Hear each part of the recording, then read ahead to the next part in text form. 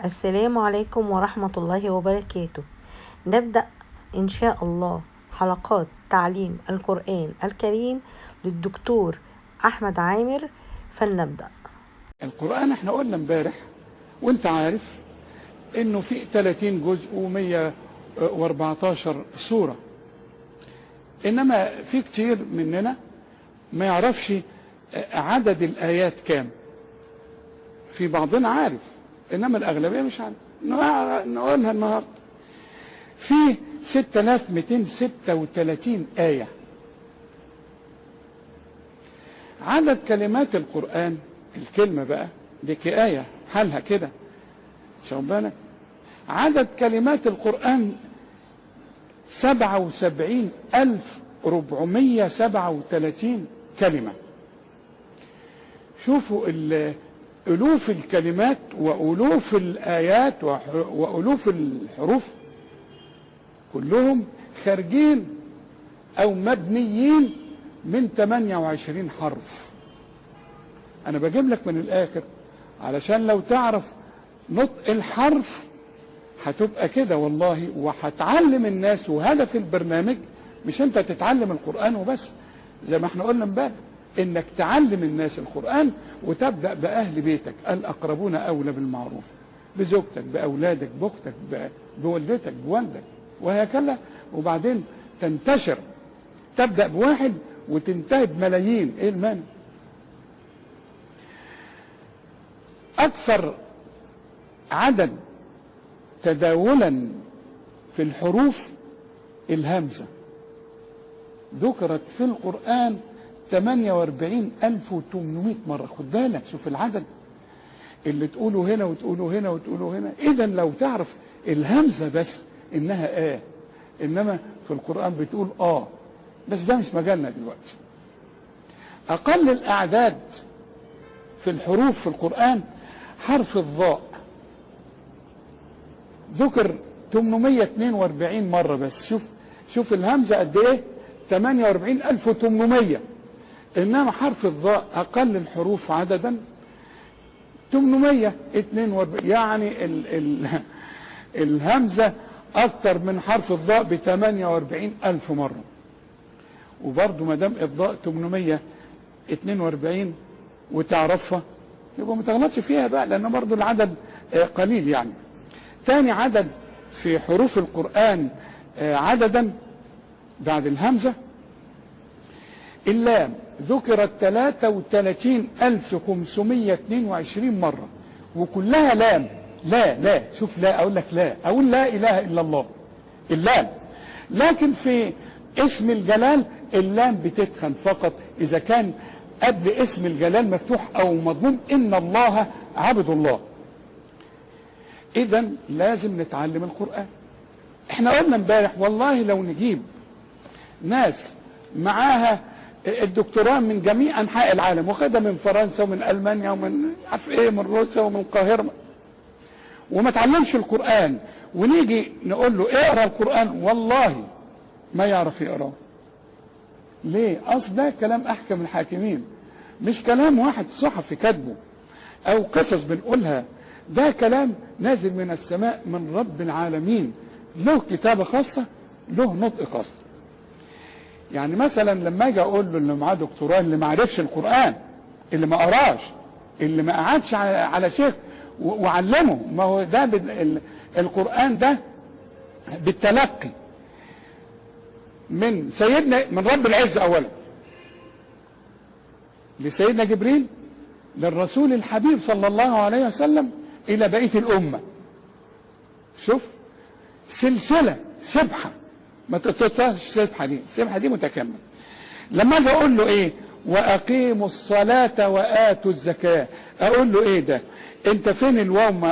ما نطقتش ليه الواو؟ واذا نطقها يبقى فيها نشاز في الكلام. هي واقيموا، وبعدين كلمة الصلاة مكتوبة بالواو. ايه ده؟ طب لما اجي اقرا اقول الصلوات، هقولها ايه؟ انا معايا 20 شهاده جامعيه ولا دكتوراه، هقول ايه؟ وبعدين واتوا الزكاه، ده فيها واو، بقول واتوا فين الواو؟ ما يعرفش ينطق ابدا، وما يعرفش ما يعرفش يجاوب. او نقول له ايه؟ لن تمسنا النار، لن تمسنا النار، مع العلم فيها الف، لن تمسنا. اقول له فين الالف؟ ما نطقتش، ولما ينطقها تبقى فيها نشاز. لما يقول لن تمسنا النار ما فيها نشاز. فالالف دي لا تنطق في القرآن عند الوصل. الله ما يعرفش يقول ايه السبب. زي فلما ذاق الشجرة، شوف ادم وحواء دول اتنين، انما كأنه واحد بس. فلما ذاق الشجرة، الله دي قد فيها الف في القرآن، ما نطقتش الالف ليه؟ طبعا ما يعرفش يقول او يجاوب. وبعدين برضه وما الله، شوف وما الله بغافل. طب ده دي وما، انت لغيت الالف ليه؟ هل تجد اجابه عنده اذا ما كانش يتعلم القران؟ مش ممكن والله. عشان كده بقول له ما تقراش القران بنفسك.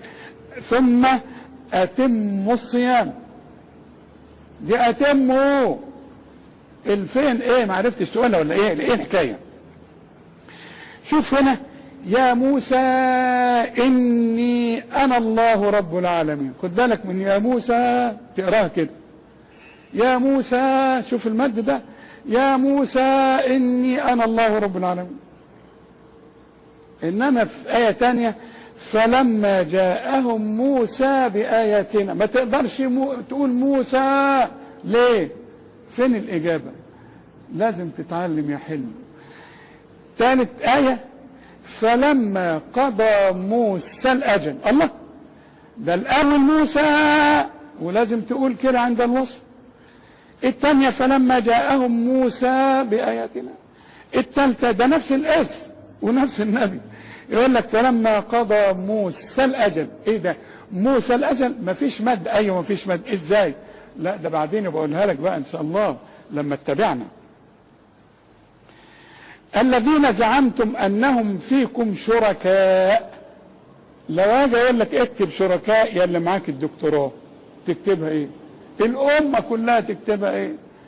الجامعه كلها، الكليات والمدارس يكتبوا ايه؟ شركاء، كاف والف وهمزه. طب وفي القران لا، كاف وواو وهمزه فوق الواو. شوف تكتب هكذا وتنطق هكذا. الذين زعمتم انهم فيكم شركاء. شوف انه يبدأ تكتبها ايه؟ يبدأ دال وهمزه، مش كده؟ انما في القرآن هتلاقي واو وفوقها همزه، ولازم تكتب هكذا ولازم تنطق هكذا. وانك لا تظمأ فيها، تظمأ ماء ميم وهمزه، مش كده؟ انما في القرآن بالواو. قالوا تالله تفتأ تذكر، تفتأ واو وفوقها همزه. ايه ده؟ انطقها ازاي؟ انطقها بالتلقي بقى. بالغداة والعشي، بالغداة دال والف وهاء او تاء مربوطه، مش كده؟ بالغداة، مش كده برضو؟ انما دي بعد الواو، بعد الدال واو. يعني لما اجي اقول لك يا راح تقول لي بالغدوات، طب والنبي قراها ازاي؟ سيدنا جبريل بالغداء، مين يقول لك عليها؟ لازم تتعلم. مدود القرآن إنا لله وإنا إليه راجعون، المدود. شوف إنما في مدود لازم تقول سيقول السفهاء، لازم تمد 2 ألف مش ألف واحدة. الأول إنا ألف لله وإنا ألف إلى، إنما دي سيقول السفهاء تمد 2 ألف. طب في مد تاني، قل أتحاجوننا، لا راجع الوقت بتاعك. قل أتحاجوننا،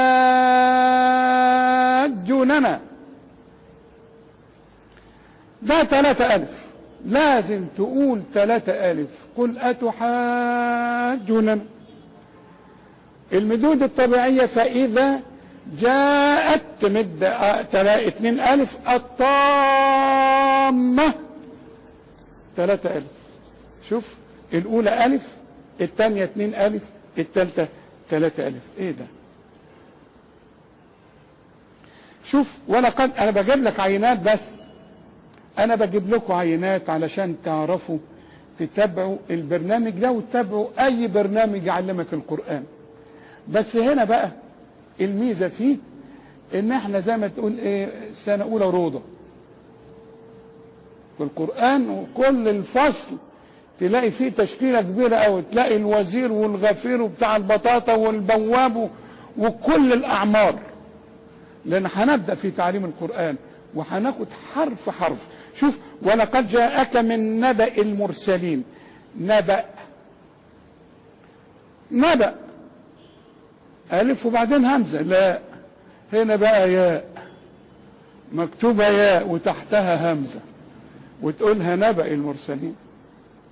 إلى فرعون وملئه، تلاقي ياء برضه ملهاش لازمة، خد بالك، بس هكذا يكتب القرآن. أولي قوة، في واو ما تنطقهاش، مين يقول لك عليها؟ أولي قوة، لأولي الألباب، في واو في النص، لأولي، هي لأولي، لا لأولي. من آناء الليل، آناء المفروض همزة بس، لا، ياء وتحتها همزة، ولازم تكتب الياء وتحتها همزة. تلاقي في المصحف قل عليها سكون، قل إنما هو إله واحد، قل. وألاقيها في آية تانية قل الله، لا، دي الأولى عليها سكون، وقل التانية مكسورة تحتها كسرة، قل الله. وبعدين أبص ألاقي في آية تانية قل، لا فتحة ولا ضمة ولا كسرة ولا سكون ولا أي حاجة، قل لا أتبع. إيه ده؟ مين يقول لك تنطقها إزاي؟ زي وقالت، قالت عليها التاء عليها سكون، وقالت هيت لك. اقراها في آية تانية وقالتي، التاء مكسورة، قالت سكون إن أبي، وقالتي مكسورة، وقالت امرأة العزيز. ايه ده؟ ايه الحكاية؟ ده لازم نتعلم بقى. إبراهيم ذكر 69 مرة في المصحف، لو تفتح المصحف وفي سورة البقرة 15 مرة ذكر كلمة إبراهيم بدون ياء، بقية المصحف كله بالياء.